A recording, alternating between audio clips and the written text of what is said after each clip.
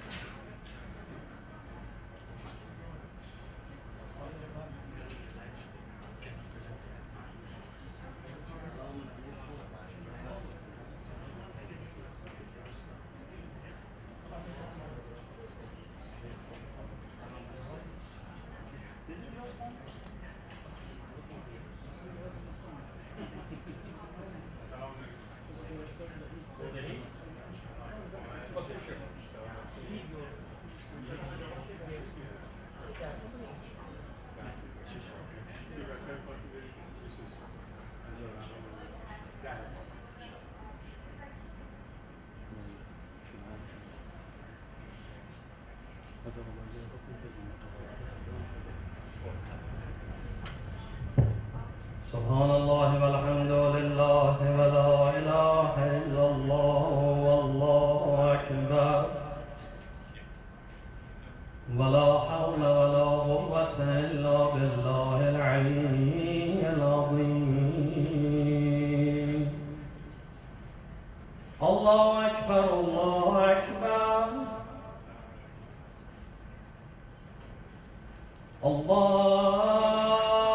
الله أكبر الله أكبر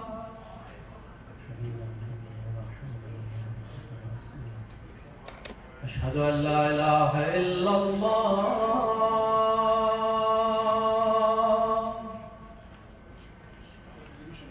أشهد أن لا إله إلا الله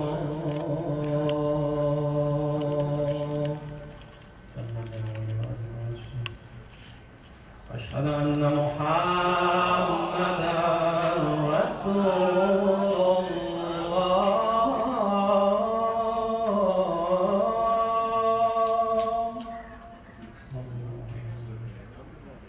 أشهد أن محمدا رسول الله أشهد أن عليا ولي الله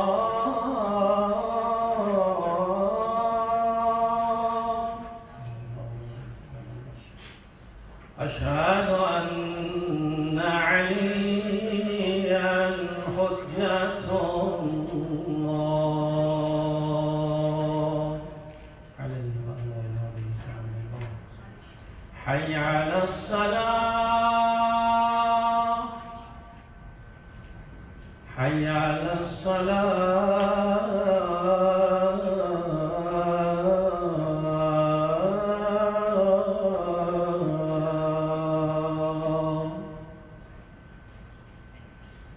حي على الفلاح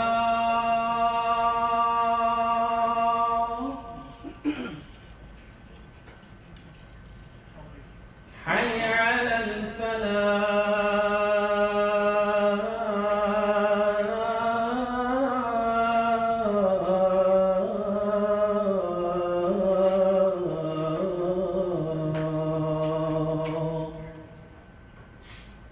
حي على خير العمل حي على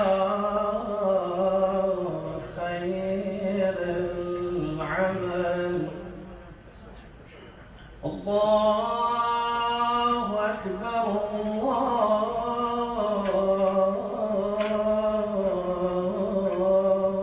الله أكبر لا إله إلا الله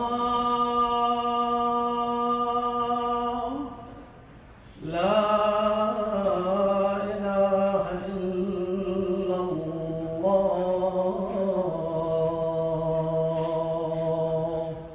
وصلى الله على سيدنا ونبينا أبي القاسم محمد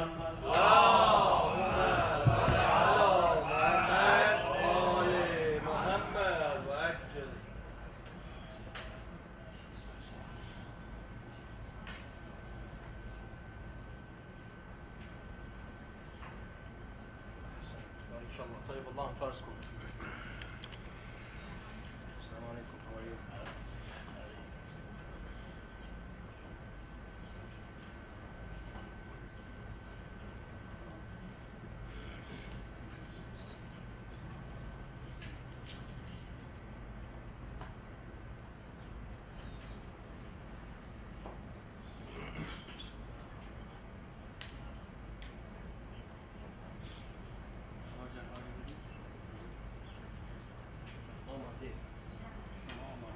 افهم. It's okay. But your life, you know that. Is it on now? Yeah. No, it is.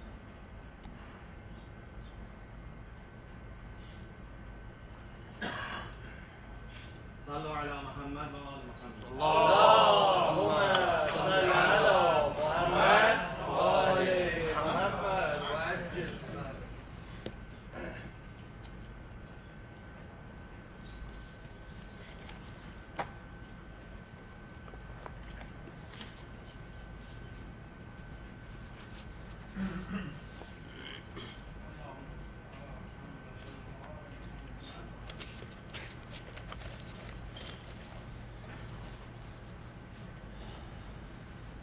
السلام عليكم ورحمة الله وبركاته.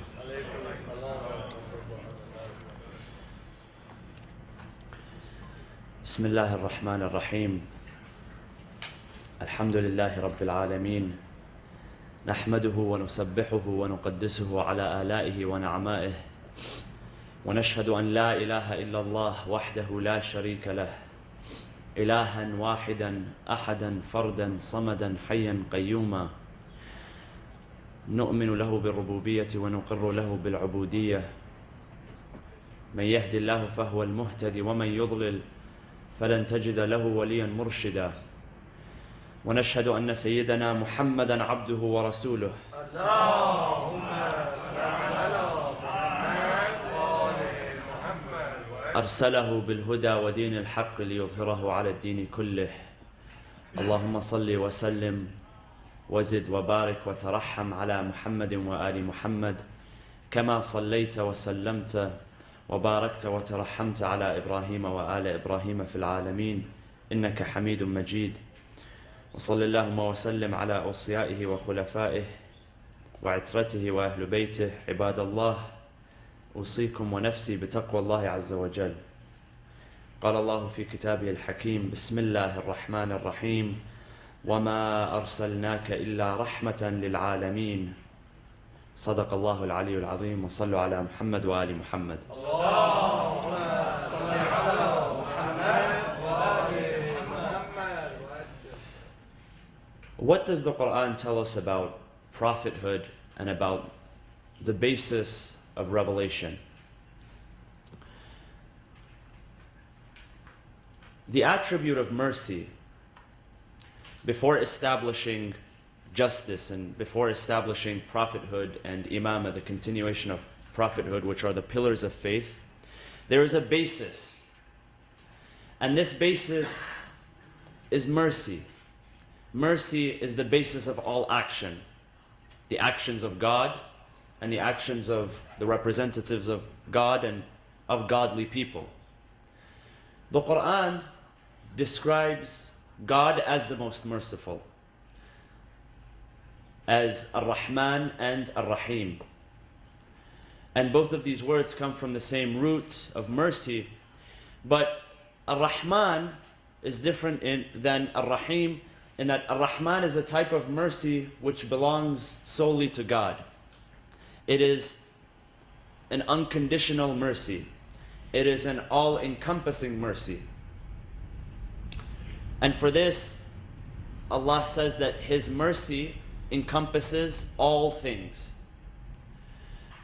The Quran is also referred to as a mercy. It is referred to as a remedy, shifa, and also rahmah, mercy. The signs of God, some of them are also referred to as a mercy, such as in marriage. Allah says in marriage and union, there is rahmah, there is tranquility, and there is also rahmah, there is mercy in it. So, mercy is the basis of the actions of God. And so those who assimilate with the attributes of God, assimilate with the attribute of mercy.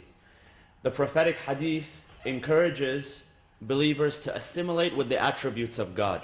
تَخَلَّقُوا بِأَخْلَاقِ اللَّهِ, to have the attributes of God, such as mercy and such as generosity and forgiveness. And this is why the Prophet, who is the greatest manifestation of the characteristics of God, is referred to as rahmah, rahmatan lil alamin, a mercy to mankind, to all of mankind. Now, if we establish mercy as a basis for all things, for all of the creations of God, even the resources which exist on earth, the earth itself, all of it is created as a mercy. You know, there is just enough oxygen on earth for humans to be able to breathe and live comfortably. The same goes with other resources such as water and oil and sun. All of this is created as a mercy. God did not create human beings and leave them alone to, find for themselves what resources. He created those resources and placed them at their disposal as well. So all of this is an act of mercy. All of it is an act of rahmah. And so because mercy is the basis of all action, God has sent down revelation through the prophets. Because God, and again going back to the basis of mercy, would not create a creature, a creation, hold that creation responsible, but then not send somebody to guide that creation. And so when we talk about the reason for why God has sent down prophets and why there is revelation, mercy is at the base of that, so that people are not left astray. They don't have to find guidance on their own, that there are people to bring guidance to them. And this is why the Islamic tradition teaches us that, the prophets which are mentioned in the Quran by name are about 25. 25 of the prophets, approximately, are mentioned by name in the Quran. But we know that there are many more prophets. There are about 124,000 prophets, and the Prophet Muhammad ﷺ was Khatamul Anbiya.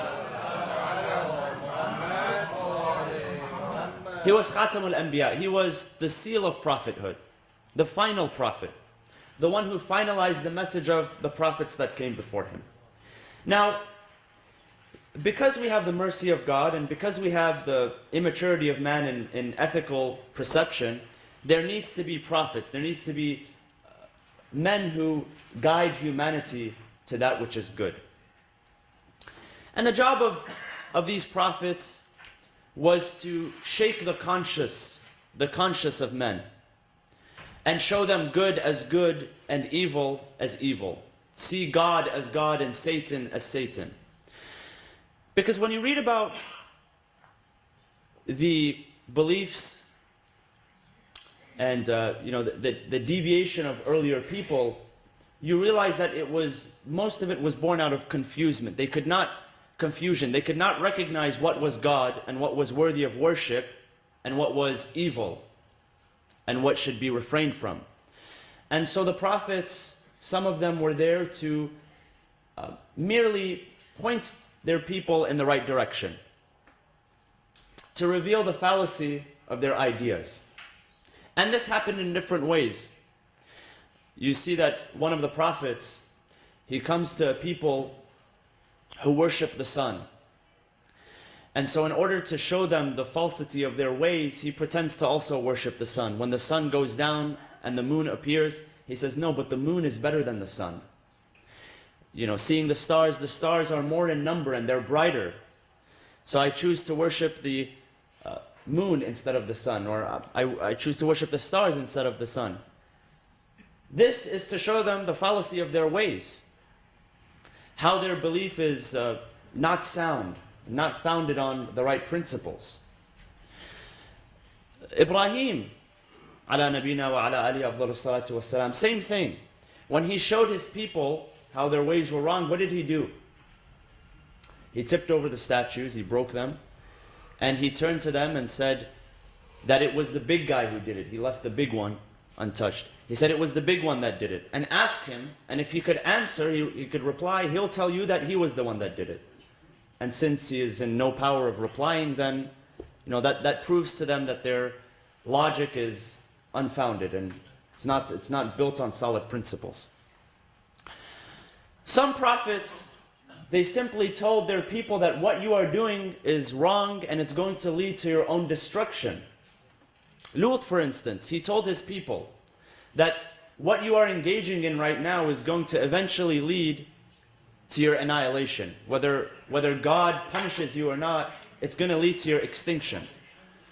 Men being with men, women being with women, no further generations emerging. That eventually is going to lead to your own extinction. Nuh, for instance, we know. Nuh also called his people to the worship of God. The Quran says for 950 years. 1,000 actually, 1,000 minus 50 it says. 950 years. And at the end, Nuh begins to pray for the annihilation of his people. He requests that God annihilate his people. After 950 years of preaching, he saw that after 950 years it was enough to ask God to annihilate his people. وَقَالَ نُوحٌ رَبِّ لَا تَذَرْ عَلَى الْأَرْضِ مِنَ الْكَافِرِينَ دَيَّارًا إِنَّكَ إِن تَذَرْهُمْ يُضِلُّ عِبَادَكَ وَلَا يَلِدُوا إِلَّا فَاجِرًا كَفَّارًا. Oh Allah, He says to them, and this is in Surah Nuh, annihilate them all, destroy them all. Because if you don't destroy them all, they will give birth to nothing but people who are deviant and people who are unbelievers. No more good can come out of them, out of these many generations which I observed. There is no potential for good to emerge out of them. And so the prophets, it goes back to their message that their mission was to shake the conscience of their people so that they can see good and evil as evil. And so they revealed to them the fallacy of their ways, and they guided them to what was right. Now, in order for prophethood and for revelation to emerge out of this basis, the basis of mercy, it must mean that prophets and messengers brought their revelation or were sent with revelation to most of the people who lived on earth, if not all of the people who lived. And the Quran really is, again, only mentions about 25 messengers or prophets by name. But it does not go beyond that. There are other names which are mentioned in the books of history and also in the books of hadith, prophets of Banu Israel, for instance, who are mentioned by name.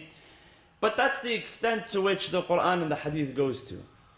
Now, 124,000 prophets. This must mean that there are different areas across the world where prophets and messengers were sent to. Not all prophets and messengers were sent with scrolls or books. And some prophets were not sent for all of mankind. Some prophets and messengers were sent for local tribes and local people. Now, there's an interesting commentary on Surah At-Teen, وَالتِّينِ وَالزَّيْتُونِ وَطُورِ سِينِينَ وَهَذَا الْبَلَدِ الْأَمِينَ. Now, this is a chapter which, according to commentators, was revealed in Mecca. And one indicator that it was revealed in the city of Mecca was Allah says, وَهَذَا الْبَلَدِ الْأَمِينَ. The waw in the beginning is waw al-qasam. So God is swearing by something. When this waw is found at the beginning of the verse, it is referred to as waw al-qasam. God is swearing by something, and that thing is something of importance that God is swearing by. وَهَذَا الْبَلَدِ الْأَمِينَ. This balad, this land, al-amin, it's a safe, protected land, a sacred land. And that is the land of Mecca. Mecca has, from during the days of Ibrahim, been a sacred land. It has been protected. There are laws which protect the land of Mecca. And for those of you who have traveled to Mecca before, either during the Umrah or the Hajj in the state of Ihram, there are certain laws of the land which must be observed. So no fighting to take place, no killing to take place, no unwarranted killing of animals.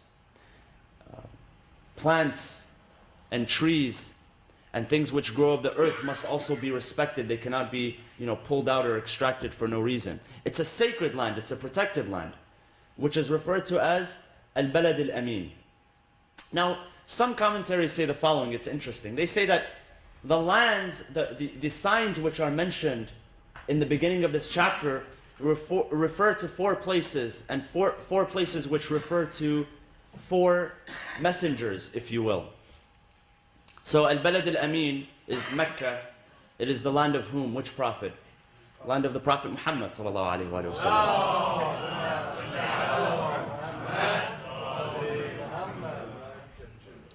And the Zaytun refers to the olive, which refers to the Levant and the area of Palestine, which refers to Isa alayhi salam.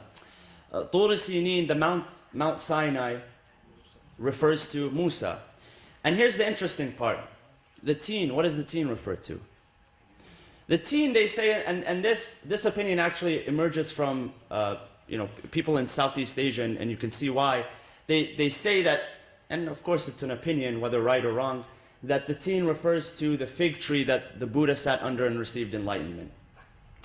And whether it's right or wrong, I mean, it is an opinion which exists.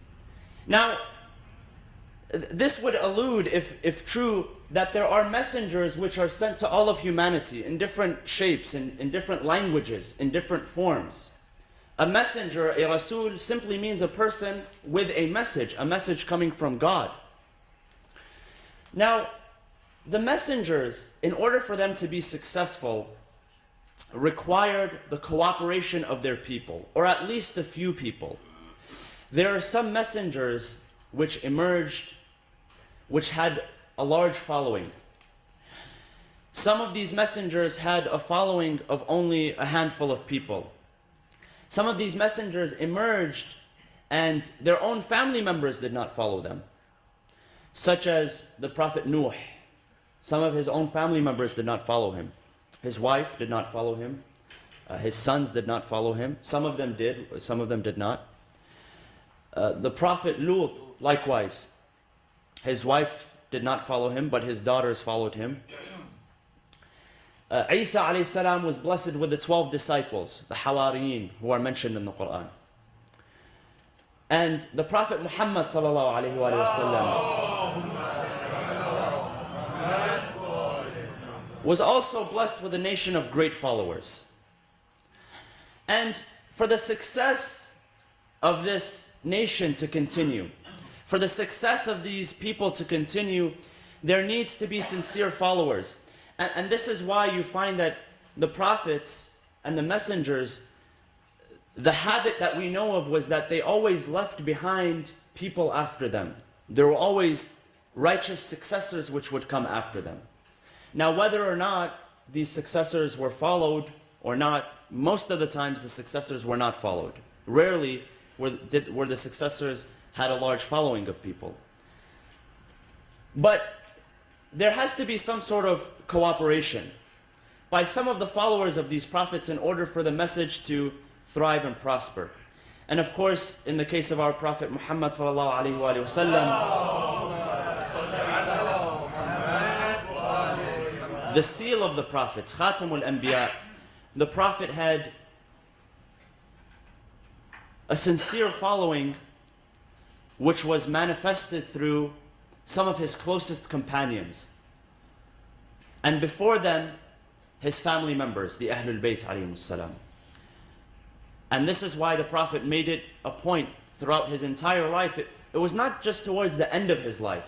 Some people assume that it was one event towards the end of his life that the Prophet stood and he appointed Ali as his wali. And they say his wali is his friend, not his successor.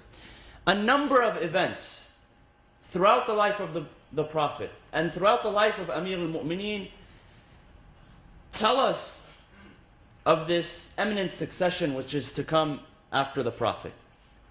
From the beginning, the first believer, the first male believer in the Prophet was his cousin Amir al-Mu'mineen. From the beginning, as a child of only 10 years old. The first person to go out in battle for the Prophet was this young man. And for this reason, the Prophet made it a point to tell the people of the position that Amir al-Mu'mineen held with him. It's interesting because most of the battles that the Prophet participated in,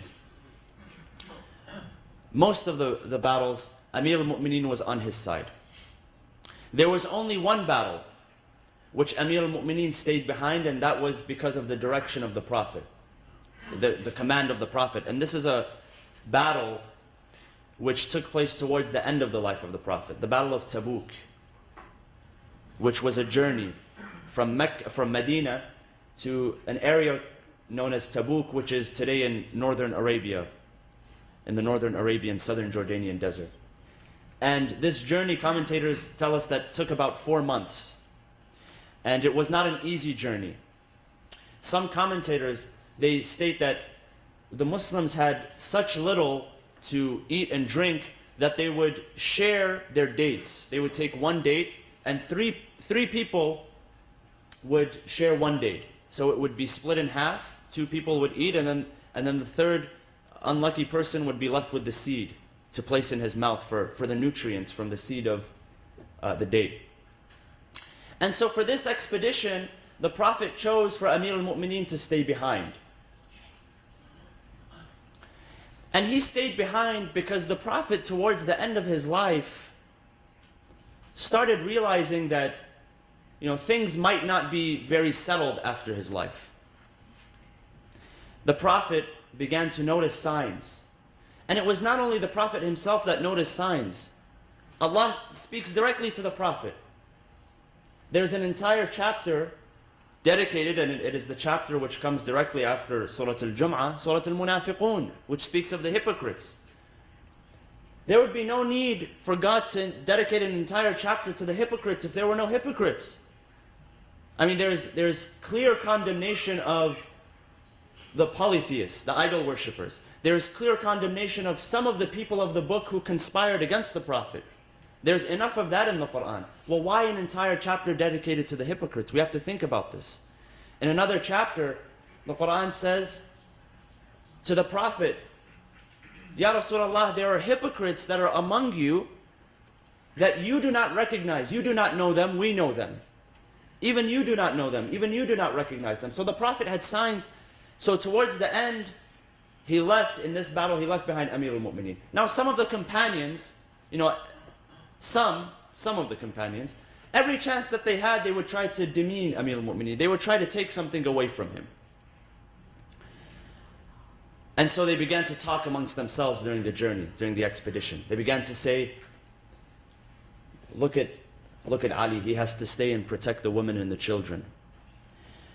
And so the news, the hadith, the commentary says the news reached Amir al-Mu'mineen. So Amir al-Mu'mineen sent a letter to the Prophet that this is what they are saying about me. And so the response of the Prophet to Amir al-Mu'mineen, he says to him, leave what they say. Forget about what they say. Ama tarda, are you not happy enough, satisfied enough? أما ترضى أن تكون مني بمنزلة هارون من موسى? Is it not enough pride for you that you are to me as Harun was to Musa, as Aaron was to Moses? And what was Aaron to Moses? He was his brother, and he was his successor. He was his representative. When Moses left his people to speak to his Lord, he left behind whom? He left behind Harun. And when he came back, Harun says, O Musa, the people that you have left behind, they have tried to kill me. They have tried to murder me. And Musa came back and he saw his people in a different state that he had left them in. And of course, after Musa and after Harun, his successor was Yusha bin Nun, Joshua, and he was the one who brought the people, Banu Israel, back into the promised land, the land of Palestine. So there was always talk of a successor which would come after. Isa alayhi salam, he had his 12 disciples, his 12 Hawariyin, his companions. And among them he chose to lead the community after him, his maternal cousin, Simon Peter. However, many people, they left, they did not follow, and they followed somebody else. And so the teachings, according to the Islamic tradition, the teachings of Jesus Christ, Isa alayhi salam, changed from what they were meant to be to what they are today. So the prophets always left companions, they always left successors behind them. Why? Because in order for their message to be successful, there has to be successful people, and there has to be sincere people who follow them.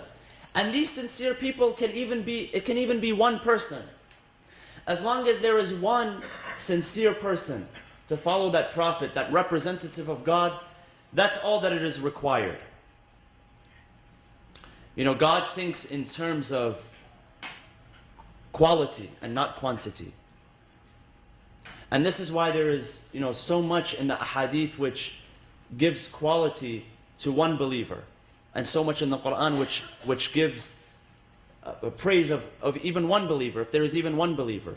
One hadith says, "Al-mu'minu a'azzu 'ala Allah min al-Ka'bah," that the believer, one believer, is more dear to God than his house of worship, than his own house of worship, his own Kaaba. And this reminds us of the rights that we have towards our believing brothers and sisters.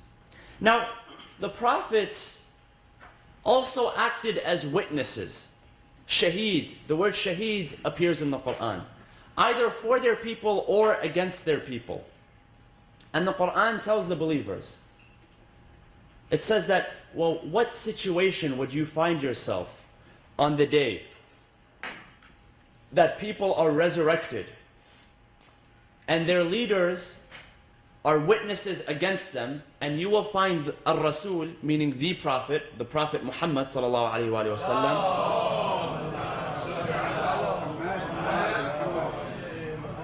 What if you were to find him as a witness against you? What if he appeared today and he stood as a witness not for you, but against you? What would you do? What sort of state would you find yourself in? And this is how the Prophet was different from others, because the Prophet, even with what he saw, the torment that he saw, the neglect that he saw, the abuse that he saw, he prayed for the salvation of his people. He continuously prayed for the salvation of his people. You know, his wife Khadija had asked him, she said, you are a prophet, you are a truthful prophet, the first lady to believe in him. She said, you can ask God to punish these people. He said, I was not sent as a punishment, I was sent as a mercy and a blessing. There is one hadith that says that as the Prophet was experiencing his final moments of life, because the Prophet, the Quran reminds us, is mortal. His life comes to an end. He does not live forever. وَمَا مُحَمَّدٌ إِلَّا رَسُولٌ قَدْ خَلَتْ مِنْ قَبْلِهِ الرُّسُلُ أَفَإِنْ مَاتَ أَوْ قُتِلًا قَلَبْتُمْ عَلَىٰ أَعْقَابِكُمْ. That Muhammad, sallu ala Muhammad wa ali Muhammad, is not but a messenger, like the messengers that came before him. If he was to die, the Quran is asserting, if he is to die or be killed, the Quran says, would you turn away? So the Prophet was mortal, and the people knew that his life would come to an end. And in fact, the Prophet reminded them. You know, one of the sermons that the Prophet gave towards the end of his life, in which he reiterated that Amir al-Mu'mineen Ali ibn Abi Talib would be his successor and his wazir after him. He said in it, in the beginning, Ayyuhan nas, O people, Yushaku an ud'a fa ujib. O people, I am about to be called upon and I must respond. What does that mean? Who am I going to be called upon? By my Lord. And I must respond to my Lord. I cannot say, no, my Lord, I need a few more years. I have 2-3 years of business that I have going on. I have to continue. No, when the time comes, the time comes. That's it. Even the Prophet cannot negotiate. Even the hadith tells us that the angel of death himself cannot negotiate. That there will come a time where everyone will cease to exist. After all of the souls are taken by the angel of death. After the angels are taken, they cease to exist at that time. There remains two. There remains Allah subhanahu wa ta'ala, the Creator, the Almighty, and Malakul Maut, the taker of souls. And it is at that time that God even takes Malakul Maut away. And then God asks the question, the tradition tells us, God asks the question, Limanul mulkul yawm? To whom belongs all of the authority today? And the reply is, Lillahi al-Wahid al-Qahhar. It solely belongs to Allah. Al-Wahid, the one true God. Al-Qahhar, the one who brings an end to everything, who makes everything cease to exist. So even the Prophet is a mortal man. The tradition tells us that as the Prophet was in his final moments, the angel of death approached him. And he began to take the life of the Prophet. He began to return the soul of the Prophet. And the Prophet began to feel a little bit of pain, just a little bit of pain. You know, the Quran tells us of how the soul will be taken from the body. كَلَّا إِذَا بَلَغَتِ التَّرَاقِي. when it passes taraqi is the plural of the word turquwa. The collarbone is the turquwa. When it is taken and it is about to exit the body from down up, and it reaches this part, the collarbone, the Quran describes in detail. So as the soul of the Prophet was being taken, and according to the Shi'i tradition, of course, he was his head in the lap of Amir al-Mu'mineen. Rasulullah questioned Malakul Maut. He said, he began to feel a little bit of pain. He said, is this the type of pain that my ummah will feel at the time of death? Is this how painful death is? Malakul Maut tells him, Ya Rasulullah, this is not an ounce of the pain that your people will feel. You are the best of creatures. The topic of conduct with the Prophet, how to conduct yourself with the Prophet. Look at chapter 24, Surah An-Nur, chapter 33, Surah Al-Ahzab, Surah Al-Hujurat, Surah Al-Mujadala. In all of these chapters, God tells the believers how to treat the Prophet. O people, do not raise your voices above the voice of the Prophet. O people, do not call the Prophet by his name. O people, the Prophet is not your friend or your father. O people, if you are invited to eat to a meal at the Prophet's home, respect his privacy. O people, do not linger inside the home of the Prophet. O people, if you speak to the wives of the Prophet, don't speak to them like they're your sisters. They are the wives of the Prophet. All of this, detailed conduct. Why? Because the Prophet was the Prophet. He was Khatamul Anbiya. There was nobody like him. He was the greatest. He was the seal. Sallu ala Muhammad wa ali Muhammad.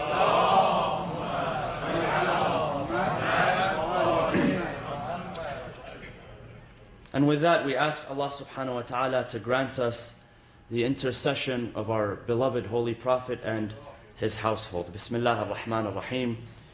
وَالْعَصْرِ إِنَّ الْإِنسَانَ لَفِي خُسْرٍ إِلَّا الَّذِينَ آمَنُوا وَعَمِلُوا الصَّالِحَاتِ وتواصوا بالحق وتواصوا بالصبر. أقول قولي هذا واستغفر الله لي ولكم وصلوا على محمد وآل محمد. اللهم صل على محمد وآل محمد. اللهم صل على محمد وآل محمد. اللهم صل على محمد وآل محمد. بسم الله الرحمن الرحيم. الحمد لله رب العالمين. نحمده ونسبحه ونقدسه على آلائه ونعمائه ونشهد أن لا إله إلا الله وحده لا شريك له ونشهد أن سيدنا محمدا عبده ورسوله أرسله بالهدى ودين الحق ليظهره على الدين كله. اللهم صل وسلم وزد وبارك وترحم على محمد وآل محمد كما صليت وسلمت وباركت وترحمت على إبراهيم وآل إبراهيم في العالمين إنك حميد مجيد. وصل اللهم وسلم على أوصيائه وخلفائه علي أمير المؤمنين وقائد الغر المحجلين وعلى البضعة الطاهرة فاطمة الزهراء سيدة نساء العالمين وعلى سبط نبي الرحمة وسيدي شباب أهل الجنة الحسن والحسين وعلى علي بن الحسين ومحمد بن علي وجعفر بن محمد وموسى بن جعفر وعلي بن موسى ومحمد بن علي وعلي بن محمد والحسن بن علي والخلف الهادي المهدي عجل الله تعالى فرجه وسهل مخرجه وجعلنا من أنصاره وأعوانه. عباد الله أوصيكم ونفسي بتقوى الله عز وجل.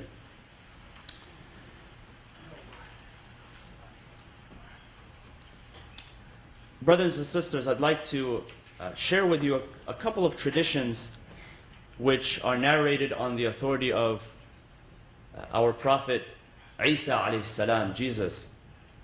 And many of these ahadith are to be found in Islamic literature. And since we discussed the issue in the first khutbah of prophecy and how prophets would leave behind successors or tell of the successors who were to come after them, this hadith says the following. It says that Allah said to Isa alayhi salam, I shall send after you a religious community who, when I am generous to them, give thanks and praise, and when I withhold, are patient and content, without their having any forbearance or knowledge.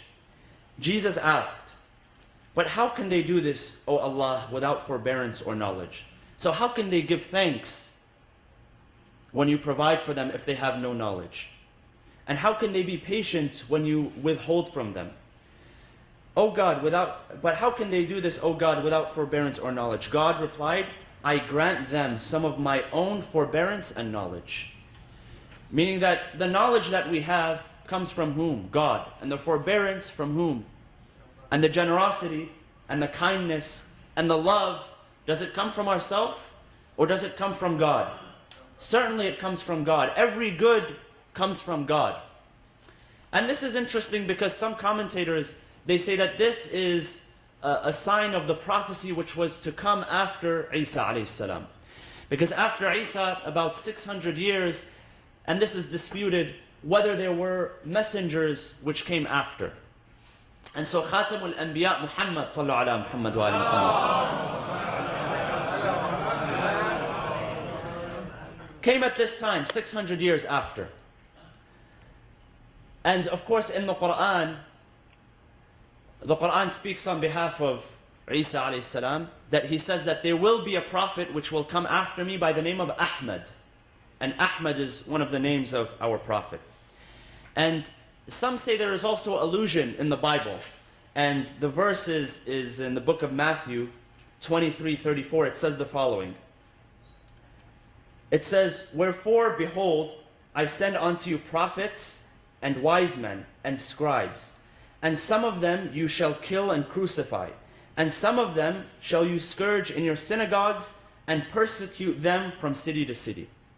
So we know that the prophets, many of them who were sent to Bani Israel, were killed. Yahya, for instance, John the Baptist was killed. And he was beheaded. In fact, the hadith of the sixth Imam, Al-Imam As-Sadiq alayhi salam, he says that the skies wept blood for 40 days on 2 occasions. Once when Yahya was killed by his people, and once when Hussein was killed by his people. So those were 2 times, and we know of how they were, if you read the books of history, the history of the prophets, you'll see how their people treated them. The types of torture and torment and death, the way that they treated their prophets. This is telling them that some of them are going to be killed, you are going to kill. And it is only the last part of the verse which is interesting, which says, and persecute them from city to city. You will begin to chase them from city to city. And they say that this is an allusion to what happens with the Prophet Muhammad as he is chased with his followers from his home city in Mecca to Medina. Another tradition, and I will end with this one, is something which has to do more with ethics and morals. And this stood out to me as I was reading this morning. Jesus was asked, the hadith says, which of your deeds is the best? Which of your deeds is the best? Which one has the highest value? He answered, leaving alone that which does not concern me. That's the best deed that you can have. Minding your own business. They tell you mind your own business. That's literally the best advice that you can get. If you mind your own business, that's the best thing you can do. There's a few lines of poetry attributed to Amir al-Mu'mineen. He says, لسانك لا تذكر به عورة امرئ فكلك عورات وللناس ألسن وعيناك إن أبدت إليك معايبا فدعها وقل يا عين للناس أعين. Don't use your tongue, he is saying, to mention the faults of others, because you are full of faults. Look at yourself. You're full of faults, and people have tongues. You can talk about them, but they can also talk about you. And if your eyes look at something, gaze upon something which they should not, tell your eyes, look away. For people also have eyes to look upon my faults as well. They say when you get smart, you try to change the entire world. When you get smart, you try to change the world. But when you become wise, you try to change yourself. So changing yourself is the greatest way to change the world. Change yourself. That will influence your family will influence your community will influence your nation, and your nation will influence other nations. So the best way to change or is to mind our own business, is to remember our own faults before remembering others' faults.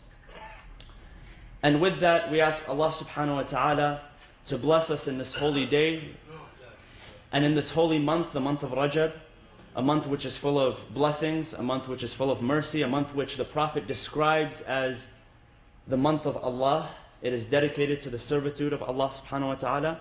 We ask Allah that He forgives us and that He brings relief and sustenance to all those who are oppressed, regardless of religion and regardless of race and ethnicity across the entire world.